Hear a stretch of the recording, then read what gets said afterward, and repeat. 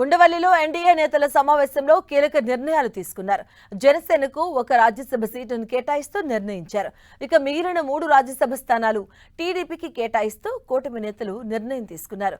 కేంద్ర రాష్ట్ర ప్రభుత్వాల పాలనా విజయాలను ప్రజల్లోకి తీసుకెళ్లాలని ఎన్డీఏ నేతల సమావేశంలో నిర్ణయించారు. సంక్షేమ కార్యక్రమాలపై ఈ నెల 9న తిరుపతిలో బహిరంగ సభ నిర్వహించబోతున్నారు. పరిపాలనపై ఈ నెల 12న అమరావతిలో బహిరంగ సభ పెట్టబోతున్నారు. అభివృద్ధిపై వివరిస్తూ ఈ నెల 15న విశాఖలో బహిరంగ సభ నిర్వహించాలని నిర్ణయించారు. ప్రధానిగా మోదీ 12 ఏళ్లు పూర్తి చేసుకున్న సందర్భంగా పలు కార్యక్రమాలు చేపట్టనున్నారు. 28 జిల్లాల్లో 24 కార్యక్రమాలను నిర్వహించేలా కార్యాచరణ రూపొందించినట్లుగా కూటమి నేతలు తెలిపారు. ఇక వచ్చే 3 ఏళ్లకు కూడా కూటమి సర్కార్ రోడ్ మ్యాప్ రూపొందిస్తున్నట్లుగా చెప్పారు. 24 కార్యక్రమాల ద్వారా అన్ని వర్గాలకు చేకూరిన లబ్ధిపై వివరించబోతున్నారు.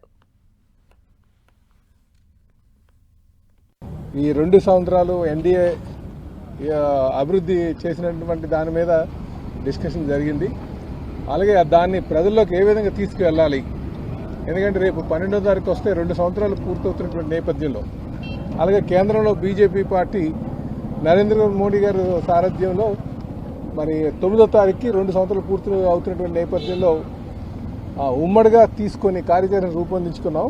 దాన్ని ప్రజల్లోకి తీసుకువెళ్ళాలి అని చెప్పి నిర్ణయం తీసుకున్నాం అని చెప్పి ఈ సందర్భంగా తెలియజేస్తున్నాం. అలాగే ఇందులో 3 పార్టీలు కూడా రేపు 9వ తారీఖున తిరుపతిలో వెల్ఫేర్ మీద, అలాగే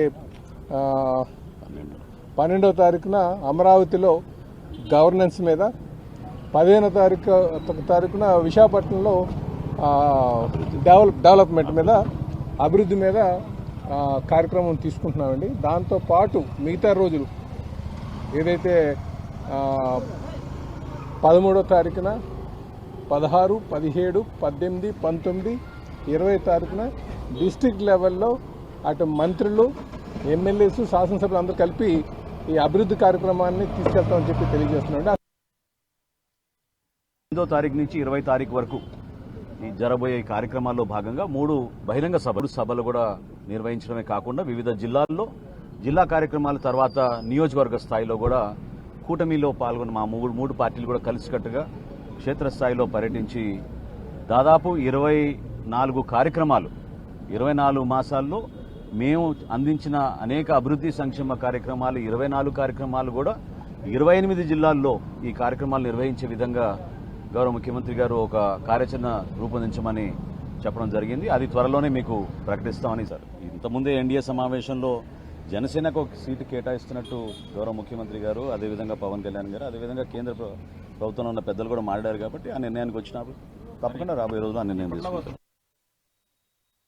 ప్రపంచవ్యాప్తంగా ఏ విధంగా ఇవాళ భారతదేశం యొక్క గౌరవం పెరిగింది అనే విషయాన్ని కూడా ఈ యొక్క సందర్భంగా హైలైట్ చేయాలని చెప్పి అనుకుంటున్నాం. గౌరవ ముఖ్యమంత్రి గారు ఈ కార్యక్రమాన్ని ఈ విధంగా డివైడ్ చేయాలి. 9వ తారీఖు ఆయన ప్రమాణ స్వీకారం చేసిన రోజు కాబట్టి ఆ రోజు ప్రారంభిద్దామన్నారు. ఆ విధంగా ఆ రోజు ప్రారంభించి అనేక రకాల కార్యక్రమాలు అంటే 24 థీమ్స్ అంటే 2 సంవత్సరాలు రాష్ట్ర ప్రభుత్వం పూర్తయిన సందర్భంగా 24 నెలలు దానిని ఆ విధంగా బేరీ చేసుకుని 24 అంశాలు ఏవైతున్నాయో వాటిని ఒక థీమ్గా పెట్టి ముందుకు తీసుకెళ్లాలని చెప్పి అనుకోవటం నిజంగా ఈ రాష్ట్రంలో పెద్ద ఎత్తున ప్రజలందరికీ కూడా వాళ్ళ కళ్ళకు కట్టినట్టు అభివృద్ధి ఏమిటి అనే విషయం, దేనికోసం ఈ యొక్క కూటమి పనిచేస్తుందనే విషయం వాళ్ళందరికీ తెలియజేయాలని చెప్పి పెద్ద ఎత్తున కార్యక్రమాన్ని నిర్ణయించుకొని ముందుకెళ్తాం. ఆ విధంగా రాష్ట్రంలో రాబో 3 సంవత్సరాలు కూడా అటువంటి ఏదైతే రోడ్ మ్యాప్ అనుకున్నా ఆ విధంగా తీసుకెళ్లడం జరిగింది. అన్ని రంగాలకు కూడా అభివృద్ధి చేసే విధంగా పెద్ద ఎత్తున కనీ విని ఎరుగని రీతిలో ఒక భవ్య రాజధాని నిర్మాణం, అలాగే మన యొక్క పోలవరం పూర్తి స్థాయిలో దాన్ని పూర్తి చేయటం, అలాగే